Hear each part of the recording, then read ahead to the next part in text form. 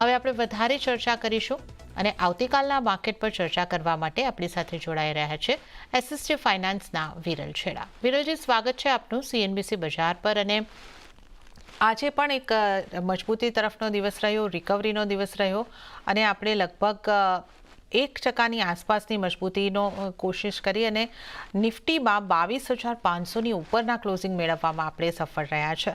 તો આ ક્લોઝિંગને તમે કઈ રીતે જોઈ રહ્યા છો અને આ ખરીદારી આગળ વધી શકે છે આવતીકાલે પણ? આપની નિફ્ટી પર સ્ટ્રેટેજી કઈ રીતની બનશે? Good evening. અગર નિફ્ટી આપણે આ સપ્તાહમાં જોઈએ તો આપણે જોઈ શકીએ, પહેલા જોયું હતું કે 22,000ના લેવલ્સ જો ક્રુશિયલ હતા, એ લેવલ્સ બ્રેક કર્યા અને મંગળવારથી આપણે થોડું પુલબેક જોવા મળી છે અને નીચેથી આપણે જોઈએ તો ઓલમોસ્ટ 600 પોઈન્ટ જેટલો આપણને અપસાઇડ મુવમેન્ટ જોવા મળી ગઈ હતી અને ઉપરમાં જો રેઝિસ્ટન્સ હતા અરાઉન્ડ 22,500 ને એ બધા લેવલ્સ ક્રોસ કર્યા છે અને આજે એના ઉપર ક્લોઝિંગ આપી રહ્યું છે. તો એક પોઝિટિવ સાઇન દેખાઈ રહ્યો છે અને મને લાગે છે અહીંયાથી અપસાઇડમાં એને જો નેક્સ્ટ રેઝિસ્ટન્સ છે 22,750 થી 22,800ના વચમાં છે. તો લાગે છે કે કાલે કે નહીં તો સોમવારના આપણને એ લેવલ્સ પણ ટેસ્ટ કરી શકે છે. ત્યારથી ફરીથી આપણને થોડું બહુ કરેક્શન્સ જોવા મળી શકે છે. પણ અગર જે હિસાબે બાઇંગ થઈ છે તો મારા હિસાબે કાલ માટે આપણે થોડું બહુ બાઇંગ કરીને હજી ચાલી શકે છે. તો અહીંયાથી અગર નિફ્ટી ઘટાડે આવે અરાઉન્ડ 22,500ના આસપાસ આવે છે તો લેવલ સારા રહેશે બાય કરવા માટે. નીચેમાં સ્ટોપ લોસ આપણે અરાઉન્ડ 22,400ના આસપાસ મૂકી શકીએ અને ઉપરમાં ટાર્ગેટ 22,600 થી 22,700ના રહેશે.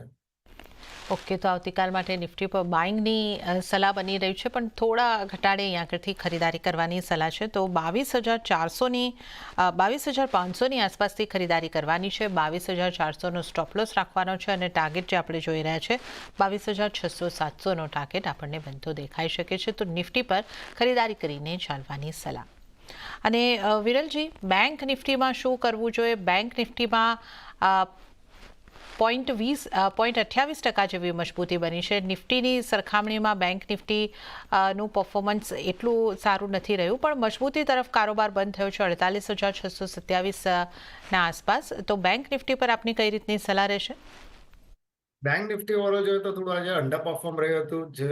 જોવા જઈએ તો પ્રાઇવેટ સેક્ટર બેંક્સમાં પરફોર્મન્સ સાથે હતું નહીં ને ઓવરઓલ બેંક નિફ્ટી એક રેન્જમાં ટ્રેડ કર્યો છે. ઓલમોસ્ટ જોઈએ તો 400 થી 500 પોઈન્ટ્સમાં રેન્જમાં ટ્રેડ કર્યો હતો અને નીચેની બાજુ અગર જોઈએ તો અત્યારે એને અરાઉન્ડ 48,450ના આસપાસ સારા એવા સપોર્ટ છે. અગર કાલે બ્રેક નથી કરતો ને ઉપરની બાજુમાં 48,800 ને બધા લેવલ્સ ક્રોસ કરે છે તો લાગી રહ્યો છે થોડી અપસાઇડ મુવમેન્ટ આપણને જોવા મળી શકે છે અને ઉપરમાં 49,100 થી 49,300 સુધીના લેવલ્સ ફરીથી જોવા મળી શકે છે. તો મારા હિસાબે આમાં થોડું કન્ડિશનલ બાય આપણે મૂકી શકીએ છીએ. 48,840 ને બધા ક્રોસ કરે બેંક નિફ્ટીના લેવલ્સ પછી આપણે બાય કરીને ચાલી શકે છે. નીચેમાં સ્ટોપ લોસ આપણે 48,500ના આસપાસ પછી મૂકી શકીએ ને ઉપરમાં 49,300 સુધીના લેવલ્સ આપણને જોવા મળી શકે છે.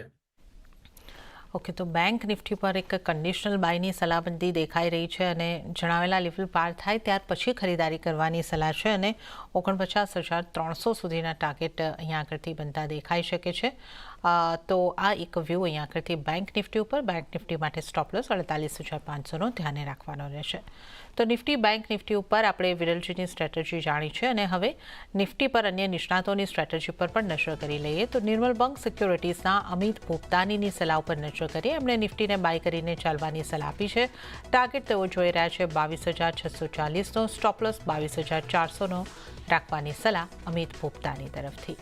હવે નજર કરીશું આનંદ રાઠી શેર્સના જીગર પટેલની સ્ટ્રેટેજી પર. એમણે નિફ્ટી ફ્યુચરને બાય કરવાની સલાહ આપી છે 22,550ની આસપાસ. ટાર્ગેટ તેઓ જોઈ રહ્યા છે 22,750નો, સ્ટોપ લોસ 22,400નો રાખવાની સલાહ જીગર પટેલ તરફથી બનતી દેખાઈ રહી છે. તો એક ખરીદારી તરફનો વ્યૂ આપણા તમામ નિષ્ણાતોનો અહીં આગળથી બનતો દેખાઈ રહ્યો છે.